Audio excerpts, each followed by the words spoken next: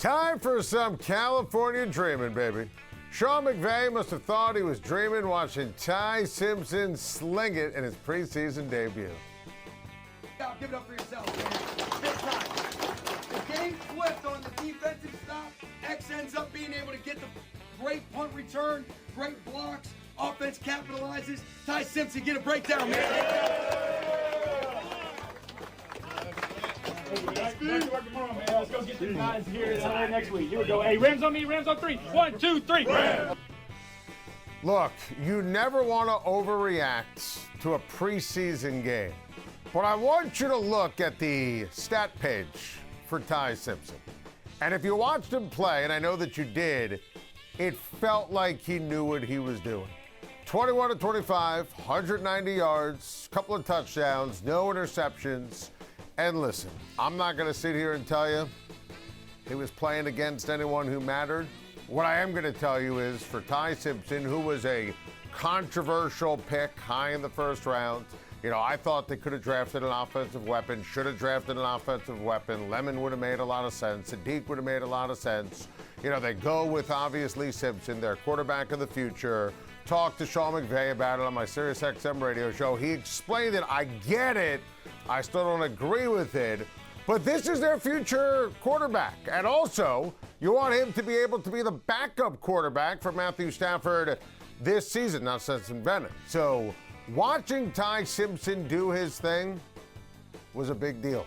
Because you're looking for reasons to be dreaming, if you're a Rams fan, that you're going to see a Stafford to Simpson progression whenever Matthew calls it a career, which he's got a lot of gas left in the tank. And you want to start California dreaming about Aaron Donald as well. And how about the fact that Aaron Donald over the weekend had his second workouts with the Rams? This to me is noteworthy when you look at it from an LA perspective, because it means Aaron Donald wanted to test himself, or he's on the verge of signing a contract. California Post, back page, try again. Little Seinfeld play right there. That's pretty good.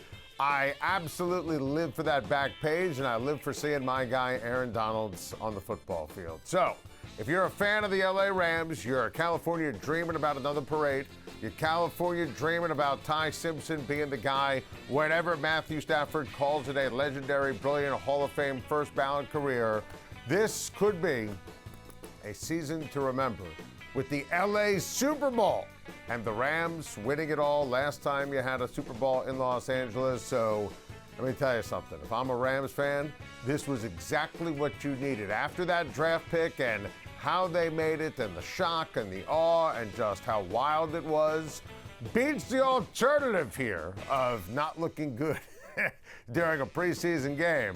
So definitely a great sign for Ty Simpson and LA. Meanwhile, the Dodgers lost 3 of 4 to the Brewers over the weekend in Los Angeles, resulting in losing the season series to Milwaukee. Manager Dave Roberts knows that could loom large down the line. I really wanted to win this game because it could matter, but we didn't, so now we got to move forward. But I hope it doesn't, come back to bite us. Listen, the Dodgers are a mess right now. I want you to take a look at this in terms of the nuggets of futility here for Los Angeles. They lose 3 out of 4 to Milwaukee, and this team is not playing good baseball. And, of course, the irony, Skubal lost, and, it could have been the Brewers that should have traded for him. And look at this, 5-11 in their last 16. And that includes getting swept by Boston, swept by the Cubbies, losing a series to Milwaukee, losing a series to Arizona. They have been a bad baseball team since July 1st. Kyle Tucker, atrocious on offense against Milwaukee. The LA fans booed him. Good for them. He's been brutal. Lost another fly ball. His defense, we go back to how he fouled up a game in Chicago, has been atrocious. Kyle Tucker's been awful. Edwin Diaz, he is just imploding. Dave Roberts, who's always so great and so smooth talking to the press, he's had to kind of backtrack a couple times on Edwin Diaz, and he snapped at the press a couple of times. This has been a disaster. And it matters here because look at the standings in the National League. The Brewers, who I don't believe will win in the playoffs, if the season ended today, the Brewers are going to be the team that gets home field. The Brewers would have the 1 seed. Then you take a look at it and you see the Atlanta Braves just a couple of games back. Then the Dodgers right now, they would have to play in the first round against the Padres, who are heating up. And I think these 6 teams will make the playoffs, the top 6 teams that you see in the National League, with the Brewers and the Braves and the Dodgers and the Cubs and the Phillies and the Padres. And if you had the Dodgers and the Padres meeting in the first round of the playoffs, in the wild card round, wouldn't that be something if the Padres, with their new pitchers at the top of that rotation, if they were the team, little brother against big brother, that's dethroned the champs and Shohei Ohtani and knocked them out of the postseason? Listen, it's possible here. Look, I'll pick the Dodgers because I still think they're the best team in the National League, and I still think they'll find their footing down the stretch of the season and win another World Series. And, you know, the Braves, I give them a ton of credit. They have been absolutely remarkable. And, you know, I don't really think the Brewers are going to be a team that you trust in October. Still like the Phillies. I still love the Cubs. And I think the Cubs can actually catch Milwaukee. Felt more confident about that before the Brewers took care of business against Los Angeles this past week. But the Dodgers, Blues are legit. Now, we're still California dreaming here about a World Series championship for the Dodgers. They remain my pick. That is my prediction. I still think their pitching, their upside is too much. But Dave Roberts was pissed after the game yesterday. He wanted to win. He did not want to lose this season series, lose the series to Milwaukee. This has been a bad baseball team for, you know, a while now, for 6 weeks of just Dodger blues. It has not been pretty. And Dave Roberts is trying to recapture the energy, the focus, the magic while they get healthy simultaneously. I mean, I still think they're the best team in terms of winning the World Series. Vegas has them installed as the front runner. But if they don't get their heads out of their derrieres, they're going to be lopped off in the wild card round. And if they end up losing to the Padres, not good. Tucker's been a disaster. Diaz has been a disaster. His team needs to start playing some winning baseball. It's been a minute now. This is also why I give the Dodgers credit for making that schoolboy deal. Because who cares? And we were ahead of the curve on this. What the haters say, what the critics say, what the media elite, what they have to say. The Dodgers needed to make this trade for Skubal because, frankly, they're not very good or very consistent right about now. So this was just an embarrassing weekend for Los Angeles. To lose this series, to lose to the team that should have traded for Skubal and had no business not, just a joke. Absolute joke. Still believe in the upside of this team. Still California dreaming about a championship. But what a mess. Last but not least, one of LA's favorite sons announced his retirement from the NBA. Before he was a walking headline, he was just a kid from inner city LA who could jump higher than anybody had a right to. Somewhere between the dunks and the draft classes, he became something else. Not just a player, a personality. A meme before we even called it that.